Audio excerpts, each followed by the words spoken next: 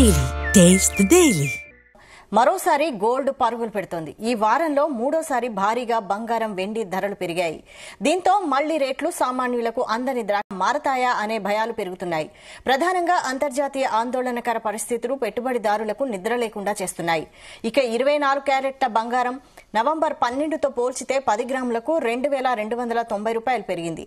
బంగారం రేట్లతో పాటు మరోపక్క వెండి కూడా తమ ర్యాలీని కొనసాగిస్తోంది. నిన్నటితో పోలిస్తే కేజీ వెండిపై 10,000 పెరిగింది. తెలుగు రాష్ట్రాల్లో స్వచ్ఛమైన సిల్వర్ రేటు కేజీకి 1,82,000కు చేరుకుంది.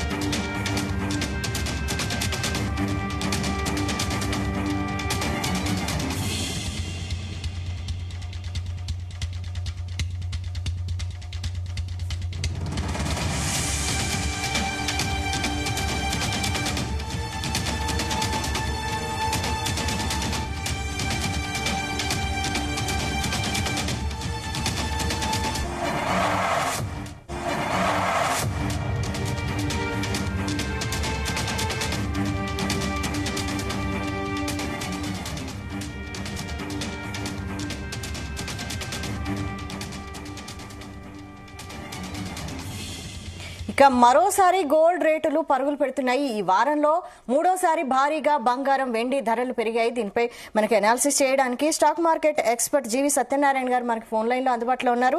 నమస్తే అండి సత్యనారాయణ గారు. నమస్తే. నమస్తే అండి. ఈ వారం చూసుకుంటే ఇది మూడోసారి ఈ మళ్లీ రేట్లు పెరగడం, దీనిపై ఏం చెప్తారు? అవును, 3 రోజుల్లోనే ఇప్పుడు ఇవాళ 3,000 పెరిగింది. 3 రోజుల్లో కంటిన్యూగా $200 పైన పెరగడం జరిగింది. ఏది మన గోల్డ్ వరల్డ్ మార్కెట్ లో. ఉదాహరణకి ఇప్పుడు $4,218 నడుస్తుంది.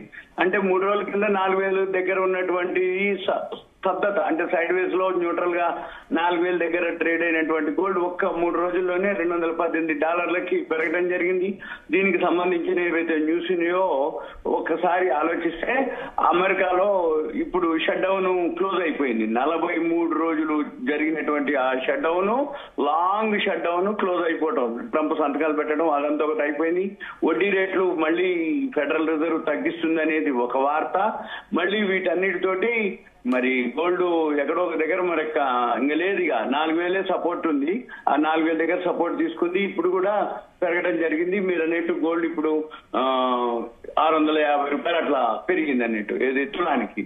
ఇక సిల్వర్ వచ్చి కిలోకి 3,000 పైన పెరిగింది. $3,200 ప్లస్ లో ఉంది. అంటే మన ఎంసీఎక్స్ లో. మార్కెట్ లో మాత్రం ఇంకా అండర్ సేలే నడుస్తుంది. అంటే ఉన్న రేటు కంటే తక్కువకే ఇస్తారనమాట. అంటే ఏదైనా చెప్పినావు అనుకోండి, ఏమన్నంటే నువ్వు కొంత చెప్పు నేను తక్కువకి ఇస్తానంటాడు అన్నట్టు. మనం మన దగ్గర ఉంది ఇద్దాము అని అంటే లేదండి మేము తీసుకోమండి అంటాడు. మరి దీంట్లో ఉంది కదా మార్కెట్ లో, అంటే నీకు కావాలంటే తక్కువకే ఇస్తామని అంటారు.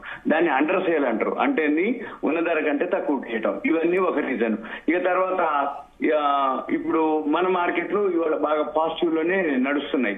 ఓపెనింగ్ కొంచెం డౌన్ ఉన్నా గానీ ఓవరాల్ గా ప్లస్ లోకి వెళ్ళిపోయింది. ఎందుకు అనే దానికి ఇన్ఫ్లేషన్ మాత్రం 13 సంవత్సరాల్లోకి రావడం జరిగింది. Only 0.25% inflation, consumer price index అంటారు. అది 13 సంవత్సరాల్లోకి రావడం జరిగింది. తర్వాత రేపు వచ్చి మనకి బీహార్ ఎలక్షన్స్ అనౌన్స్ చేయడం జరుగుతుంది.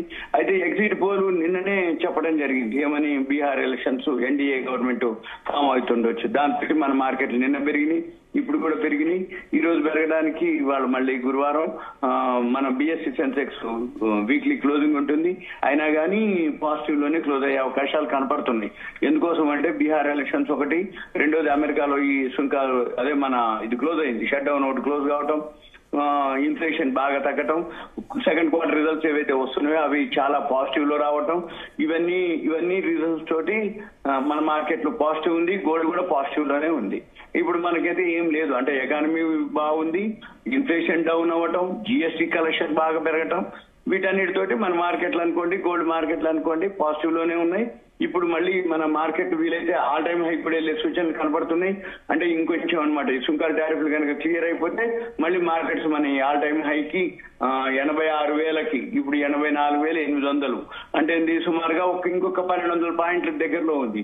అది కనుక స్టార్ట్ అయిపోతే ఆ పరిణామంలో అయితే మళ్ళీ ఆల్ టైమ్ హై దాటిపోతుంది. వీలైతే ఈ మధ్యలోనే అంటే ఇప్పుడు సెకండ్ క్వార్టర్ రిజల్ట్స్ వస్తూ ఉన్నాయి. నెక్స్ట్ మండే ట్యూస్డే వరకు అంటే నెక్స్ట్ వీక్ లోపులోనే మంది ఆల్ టైమ్ హైకి రీచ్ అయ్యే అవకాశాలు కూడా నాకు సూచనలు అనమాట. అంటే అనౌన్స్ చేసినాక బీహార్ ఎలక్షన్స్ ఎగ్జిట్ పోల్ వేరు, రియల్ గా అనౌన్స్ చేయడం వేరు. రియల్ గా అనౌన్స్మెంట్ రేపు జరుగుతుంది. జరిగిన తర్వాత ఆటోమేటిక్ గా ఈ సుంకాలు టారిఫ్లు కూడా ఇప్పుడు మళ్ళీ ఈ షట్ డౌన్ ఎప్పుడైతే క్లోజ్ అయిపోయిందో అక్కడ మళ్ళీ వాళ్ళు ఎక్కడో ఒక దగ్గర సానుకూలంగానే నేను ఫేవర్ చేస్తా అన్నట్టుగా మాట్లాడడం జరిగింది. కాబట్టి ట్రంప్ ఎక్కడో ఒక దగ్గర మంది కూడా ఫైనల్ చేసేస్తారు. ఇక ఏది ఈ సుంకాలు టారిఫ్లు ఆటోమేటిక్ గా ఎక్స్పోర్ట్స్ పెరుగుతాయి, జిఎస్టీ రెవెన్యూ పెరిగింది, ఇన్ఫ్లేషన్ తగ్గింది, సెకండ్ క్వార్టర్ రిజల్ట్స్ బాగున్నాయి. ఇవన్నీ మళ్ళీ పచ్చగా ఉన్నట్టు అనమాట. అంటే అమెరికా మార్కెట్లు అనుకోండి, మన మార్కెట్లు అనుకోండి, ఇవన్నీ పచ్చగా ఉన్నాయి. గోల్డ్ లో ఇన్వెస్ట్ చేస్తా అంటే ఇన్వెస్ట్ చేసుకోవచ్చు. ఎందుకంటే ఎస్ఐపి కానీ ఈటీఎఫ్లు కానీ వాటిల్లో కూడా ఇన్వెస్ట్ చేయొచ్చు. షేర్ మార్కెట్ కూడా ఓకే పాజిటివే. అయితే సత్యనారాయణ గారు, ఈ యుఎస్ షట్ డౌన్ 43 రోజుల తర్వాత మళ్ళీ ఓపెన్ అయింది కదా, దీని ప్రభావం ఎలా ఉండబోతుంది మార్కెట్ మీద? పాజిటివే, ఇంకా ప్రభావం ఏం లేదు. ఎవరు వాళ్ళకి ఇన్వెస్ట్ చేయదలుచుకుంటే ధైర్యంగా చూసుకొని ఇన్వెస్ట్ చేయొచ్చు. అంటే ఇలాగే రేట్లు మళ్ళీ భారీగా పెరుగుతున్నాయి కదా, ఇదే కంటిన్యూ అయ్యే ఛాన్స్ ఉందంటారా? ఇప్పుడు ఇక క్లియర్ అయిపోయింది కదా. అంటే ఒక ఉద్దేశం ఏంటిది, బీహార్ ఎలక్షన్స్ ఉన్నాయి, అది క్లియర్ అయిపోతుంది. ఇప్పుడు అమెరికాలో ఏదైతే షట్ డౌన్ ఉందో అది క్లియర్ అయిపోయింది. అంటే మళ్ళీ ట్రంప్ సైన్ చేయటం, మళ్ళీ మామూలు అంటే ఆ బిల్స్ పాస్ కావటం, అంతకుముందు పెండింగ్ లో ఏవైతే 43 రోజుల నుంచి ఏవైతే పెండింగ్ వర్క్స్ ఉన్నాయో అవన్నీ క్లియర్ అవటం, ఈ సుంకాలు టారిఫ్లు కూడా ఏదో ఒక దగ్గర ఇప్పుడు వరకు 43 రోజుల నుంచి పెండింగ్ లో పెట్టినాయి. ఈ అమెరికా, చైనా, అమెరికా, ఇండియా ఈ సుంకాలు టారిఫ్లన్నీ కూడా ఓకే అని అన్నారు. ఇప్పుడు ఏంది, ఫైనల్ చేసి సైన్ చేస్తారు. అప్పుడు ఏమైతుంది, ఇంకా క్లియర్ అనమాట రోడ్ అంతా. అంటే ఇంకా వేరే ఏమీ ఇప్పట్లో మైనస్ పాయింట్లు కానీ ఇంకేం కనపడట్లేదు నాకు. అందుకని ఏమైతుంది, మళ్ళీ ఆటోమేటిక్ గా మార్కెట్ సెటరేట్ అవుతుంది. మధ్యలో ప్రాఫిట్ బుకింగ్లు జరుగుతాయి. ఎందుకోసం అంటే బాగా పెరగగానే మళ్ళీ ప్రాఫిట్ బుకింగ్లు జరుగుతాయి ఒకటి. నెంబర్ 2, ఇప్పుడు ఏదైతే ఈ అంటే రిజల్ట్స్ లేకపోతే సెటిల్మెంట్లు అంటే ఇప్పుడు సపోజ్ మంగళవారం ఉంది, మంగళవారం వచ్చేటప్పటికి ఎన్ఎస్సి వీక్లీ సెటిల్మెంట్, గురువారం వచ్చేటప్పటికి బిఎస్సి సెటిల్మెంట్ క్లోజింగ్, ఇవాళ గురువారం బిఎస్సి సెటిల్మెంట్ క్లోజింగ్ ఉంటుంది. ఇట్లాంటివన్నీ మధ్యలో జరుగుతూ ఉంటాయి. కానీ ఓవరాల్ గా మాత్రం పాజిటివే. మళ్ళీ ఓవరాల్ గా ఎవరైతే వాల్యూ ఉన్న స్టాక్స్ ఉన్నాయో వాళ్ళకి ఛాయిస్ ఇస్తుంది. ఎప్పుడైతే బాగా పడింది అనుకోండి, ప్రాఫిట్ బుకింగ్ జరిగింది, అప్పుడు వాళ్ళు బైలోకి వెళ్ళాలి. మళ్ళీ బాగా పెరిగినప్పుడు అంటే షార్ట్ కవరింగ్ అప్పుడు పెరిగినప్పుడు వాళ్ళు ఎగ్జిట్ అవ్వాలి. కాకపోతే జనాలందరూ ఎట్లుంటారంటే బాగా పెరిగినప్పుడు కొనుక్కుంటారు, బాగా పడ్డాక ఇక అమ్మేస్తారు. లాస్ వచ్చిందంటే ఇదే లాస్. సత్యనారాయణ గారు, మరి గోల్డ్ ప్రియులకు మీరు ఇచ్చే సజెషన్ ఏంటి? లేదు, కొనుక్కోవటమే. ఎస్ఐపి కానీ ఈటీఎఫ్లు కానీ, లేదు చిన్న ఇన్వెస్ట్మెంట్లు చేసుకోవచ్చు. ఇకేం ఉండదు. అంటే ఈ వడ్డీ రేట్లు తగ్గితే గోల్డ్ పాజిటివే, సిల్వర్ పాజిటివే. ఏది వడ్డీ రేట్ల డెసిషన్ ఉంది, అది కూడా ఒక 25 బీపీఎస్ పాయింట్లు ఏదో తగ్గిస్తామని చెప్పేసి అనౌన్స్మెంట్ వార్తలు నడుస్తున్నాయి. మళ్ళీ వాళ్ళు అనౌన్స్ ఏది పావెల్ అమెరికా మన federal reserve chairman Powell announce చేయాలి. అది అనౌన్స్ చేసినప్పుడు మనకి దాని యొక్క ఎఫెక్ట్ అప్పటి వరకు తగ్గిస్తారు అనేది వార్త. ఇప్పుడు తగ్గించే అవకాశాలు ఉన్నాయని మార్కెట్ వర్గాలతోటి, అందుకని గోల్డ్ సిల్వర్ పెరగడం జరిగింది. డాలర్ ఇండెక్స్ పడితే gold silver positive. Okay, thank you అండి సత్యనారాయణ గారు.